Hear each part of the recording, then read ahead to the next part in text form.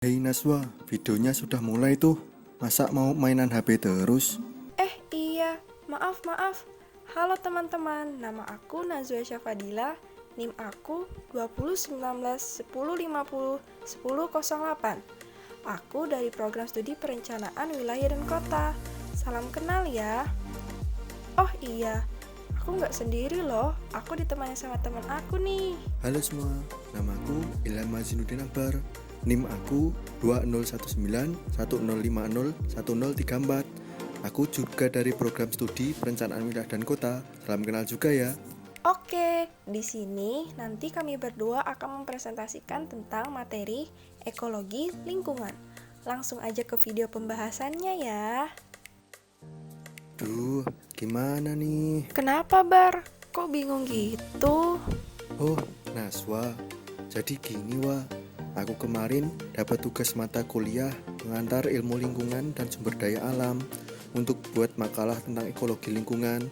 Tapi aku kurang tahu tentang ekologi itu apa, ilmu lingkungan itu apa, dan hubungan antara ekologi lingkungan dengan ilmu lain itu apa. Oh, gitu. Ya udah, sini aku bantu. Ekologi itu ilmu yang mempelajari interaksi antara organisme dengan lingkungan dan yang lainnya. Ekologi berasal dari bahasa Yunani, yaitu oikos yang artinya habitat dan logos yang artinya ilmu. Istilah ekologi sendiri pertama kali dikemukakan oleh Ernst Haeckel pada tahun 1834 sampai 1914. Ekologi diartikan sebagai ilmu yang mempelajari baik interaksi antar makhluk hidup maupun interaksi antara makhluk hidup dengan lingkungannya. Ekologi pada masa kini menjadi luas cakupannya, namun dapat digolongkan menurut bidang kajiannya, yaitu yang pertama, euteknologi, yaitu ekologi yang mempelajari suatu jenis organisme yang berinteraksi dengan lingkungannya.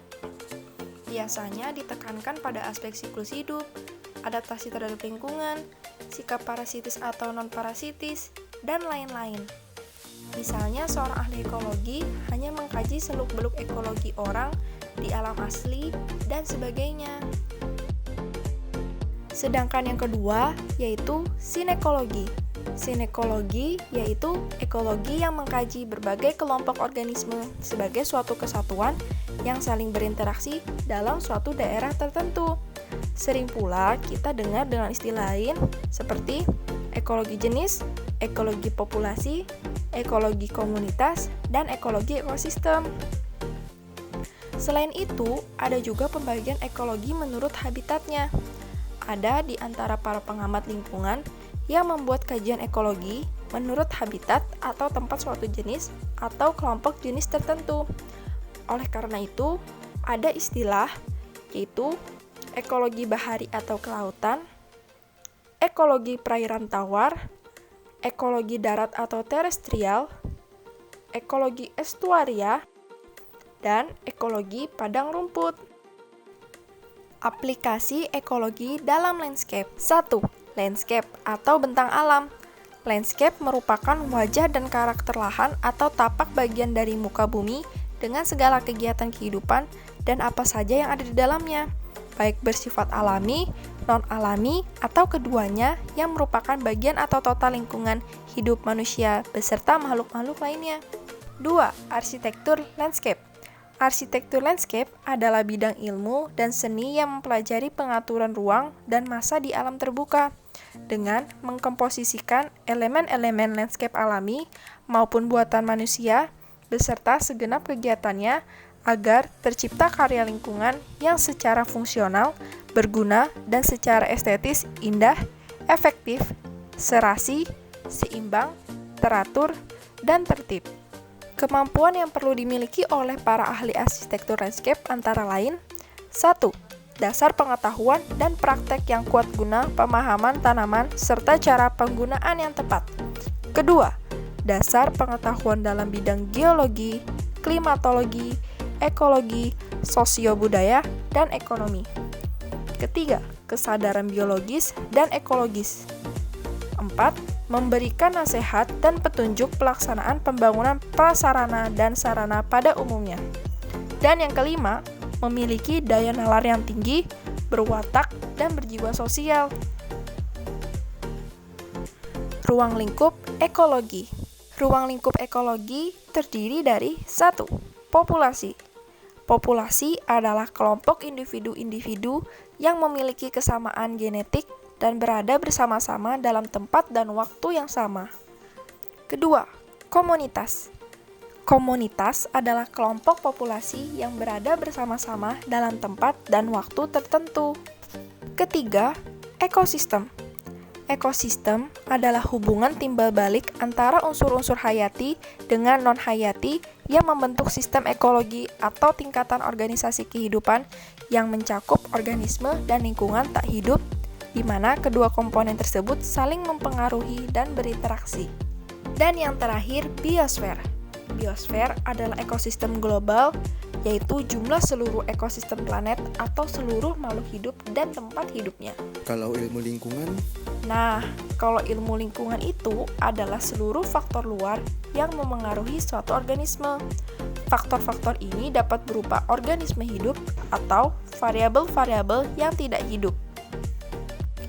L.R. Bernard memberikan pembagian lingkungan ke dalam 4 bagian besar, yakni lingkungan fisik atau anorganik, yaitu lingkungan yang terdiri dari gaya kosmik dan fisiografis seperti tanah, udara, laut, radiasi, gaya tarik, ombak, dan sebagainya. Kemudian, lingkungan biologi atau organik. Segala sesuatu yang bersifat biotis berupa mikroorganisme, parasit, hewan, tumbuhan, termasuk juga di sini lingkungan prenatal dan proses-proses biologi seperti reproduksi, pertumbuhan, dan sebagainya. Kemudian, lingkungan sosial. Lingkungan sosial dibagi dalam 3 bagian, yaitu lingkungan fisiososial yang meliputi kebudayaan material seperti peralatan senjata, mesin, gedung, dan lain-lain. Kedua, lingkungan biososial yang terdiri dari manusia dan interaksi terhadap sesamanya dan tumbuhan beserta hewan domestik dan semua bahan yang digunakan manusia yang berasal dari sumber organik. Dan yang ketiga, lingkungan psikososial, yaitu yang berhubungan dengan tabiat batin manusia seperti sikap, pandangan, keinginan, dan keyakinan. Hal ini terlihat melalui kebiasaan, agama, ideologi, bahasa, dan lain-lainnya. Dan yang terakhir, lingkungan komposit. Lingkungan komposit yaitu lingkungan yang diatur secara institusional berupa lembaga-lembaga masyarakat baik yang terdapat di daerah kota ataupun desa. Masalah lingkungan.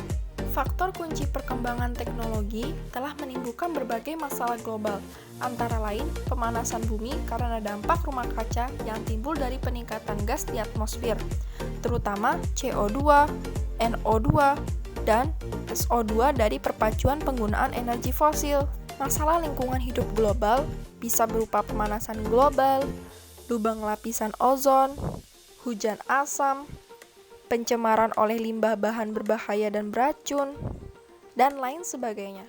Masalah lingkungan hidup di Indonesia yang sering terjadi yaitu masalah lingkungan hidup alami, seperti contohnya banjir, tanah longsor, tsunami, dan lain-lain. Kemudian ada juga masalah deforestasi, dan ada juga masalah kesehatan. Oke, aku paham. Sekarang yang terakhir nih, Wah. Gimana sih hubungan antara ekologi lingkungan dengan ilmu yang lain? Oh itu, jadi gini, ekologi lingkungan mempunyai perkembangan yang berangsur-angsur. Dari perkembangan itu semakin terlihat bahwa ekologi lingkungan mempunyai hubungan dengan hampir ilmu-ilmu lainnya. Guna memahami ruang lingkup dan sangkut pautnya ekologi lingkungan, persoalannya harus dipandang dalam hubungannya dengan ilmu-ilmu lain. Untuk mengerti hubungan antara organisme dan lingkungan, semua bidang ilmu yang menerangkan tentang komponen-komponen makhluk hidup dan lingkungan itu sangat diperlukan. Jika berbicara mengenai pencemaran hutan, perkembangan penduduk, masalah makanan, penggunaan energi, kenaikan suhu bumi karena efek dari rumah kaca atau pemanasan global, ozon berlubang, dan lainnya. Ini berarti juga harus berbicara mengenai ilmu kimia, fisika, pertanian, kehutanan, ilmu gizi, klimatologi, dan lainnya. Boleh dikatakan bahwa semakin hari semakin terasa hubungan ekologi lingkungan dengan hampir semua bidang ilmu yang ada. Semakin terasa bahwa semua orang harus memahami ekologi lingkungan. Agar mudah dimengerti hubungan organisme dan lingkungannya, semua bidang ilmu yang dapat menerangkan setiap makhluk hidup dan lingkungannya sangat diperlukan. Penyebaran, adaptasi, dan aspek-aspek fungsi organisme dan komunitas banyak dipelajari dalam ekologi lingkungan dan erat hubungannya dengan ilmu-ilmu biologi lainnya seperti taksonomi, morfologi, fisiologi, genetika. Sedangkan klimatologi, ilmu tanah, geologi, dan fisika memberikan informasi mengenai keadaan lingkungan. Jadi, pengetahuan dan biologi sangat diperlukan bagi seorang ahli ekologi lingkungan untuk dapat mengungkapkan hubungan antara lingkungan dan dunia kehidupan. Wah, makasih banget ya Wah. Sekarang aku udah paham tentang ekologi lingkungan. Iya, sama-sama. Jadi kesimpulannya, ekologi adalah ilmu yang mempelajari interaksi antara organisme dengan lingkungannya. Sedangkan lingkungan adalah seluruh faktor luar yang mempengaruhi suatu organisme. Faktor-faktor ini dapat berupa organisme hidup atau variabel-variabel tak hidup. Dan ekologi lingkungan mempunyai banyak hubungan dengan ilmu lain karena merupakan faktor penting untuk dapat mengungkapkan hubungan antara lingkungan dan dunia kehidupan. Iya, dan semoga dengan ini kamu dapat memahami secara baik apa yang dimaksud dengan ekologi lingkungan serta hubungannya dengan ilmu yang lain dan juga mampu mengaplikasikan ilmu yang didapatkan dan menerapkannya dalam kehidupan sehari-hari. Nah, jadi gitu ya teman-teman presentasi dari kami berdua. Semoga video ini bermanfaat bagi kita semua. Amin. Dan kami berdua juga minta maaf apabila ada kesalahan yang tidak berkenan di hati.